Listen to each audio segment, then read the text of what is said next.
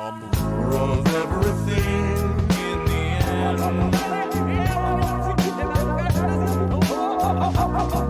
Do you like how I dance? I got zirconium pants. Consequential enough to slip you into a trance. Do you like how I walk? Do you like how I talk? Do you like how my face disintegrates if you jump? I have a wonderful wife, I have a powerful job. She criticizes me for being egocentric. You practice your mannerisms into the wall. If this mirror were clear, I'd be standing so tall. Saw you stop her over clovers on the side of the hill. I was observing the birds. Circling with a kill. I've been you, I know you, your facade is a scam. You know you're making me cry, this is the way that I am. I've been living a lie, a metamorphical scheme. Detective undercover brotherhood, objective obscene. Oh no, no, oh yeah. Hello, fellow compatriots, and welcome to yet another review. Today we're going to be taking a look at Boneheads Voodoo Man, or Makuta, or what would have been Makuta before Bionicle. And honestly, I think this is the most accurate interpretation of the Voodoo Man. Now, granted, I was very low on pieces, but I think that's part of the charm of this. That I was very low on pieces, and I was able to build this, but I did.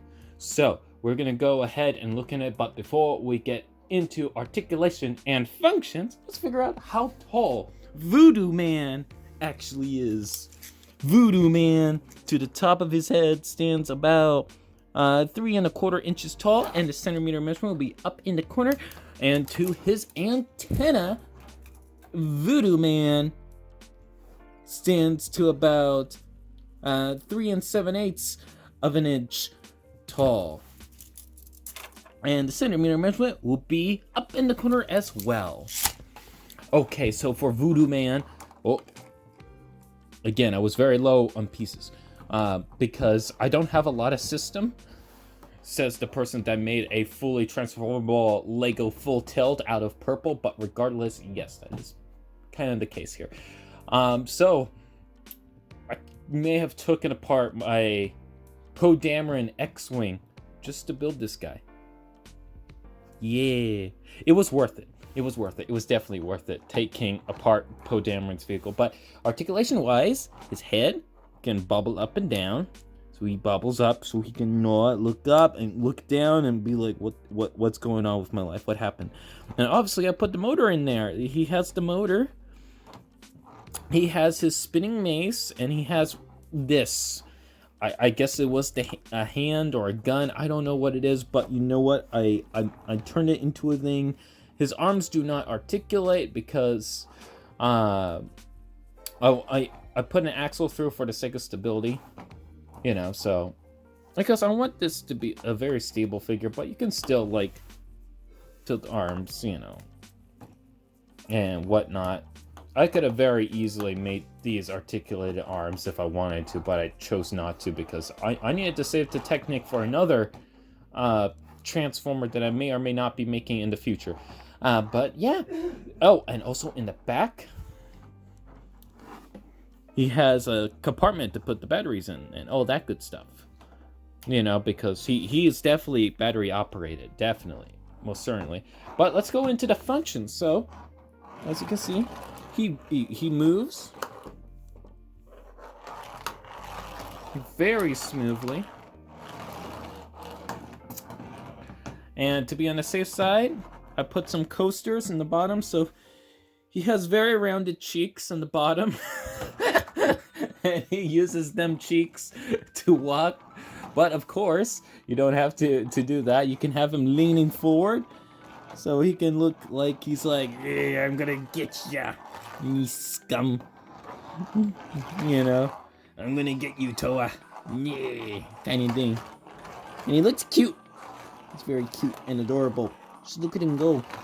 I made this first in studio, but then it's like, you know what? This little guy looks too much fun. I need him in my life, so I built him. That's the only reason this thing exists. Now, for size comparisons, you've seen the size comparisons already, but I will show them again briefly because I can.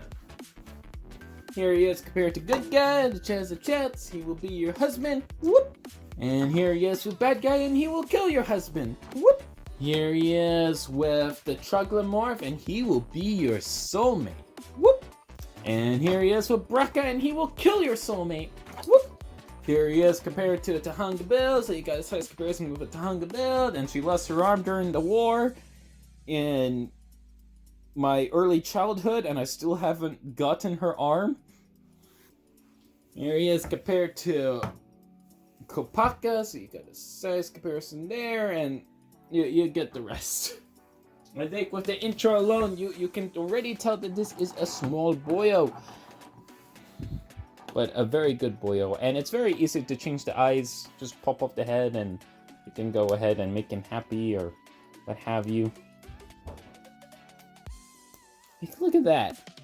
You're cute. He's like so happy for all the war crimes he has done in this world. He's just so happy. I mean, can you blame him? Can you blame him? He's just happy for what he did. But yeah, that's about it. If you like this video, why not leave a like? And if you want to go ahead and see more videos like this, feel free to subscribe. And also, if you want to go ahead and follow me in any social media outlets, links will be in the description down below. So be sure to go ahead and check that out as well. But I believe that's about it for now. So I hope you all enjoyed. I hope you loved Voodoo Man. And if you want to see the Voodoo Man have more of the Voodoo Brothers, let me know. I will give the Voodoo Man his Voodoo tribe and everything. But anyways, I just wanted to make one more Bionicle MOC, even though this isn't exactly a Bionicle MOC, this is more of a Boneheads dealio. But you know what? Even though I may not want to involve myself that much in the community, I still like Bionicle at the end of the day. I still do. I'm not gonna let any body affect me and with the stuff that I grew up with, you know, because at the end of the day, I still grew up with it and I still have an attachment with it, and nothing can really change that. But yeah, I just wanted to make a Bionicle MOC because it's been a while. It's been a while. And I still like Bionicle. I still do. Anyways, I'm done rambling. Bye-bye!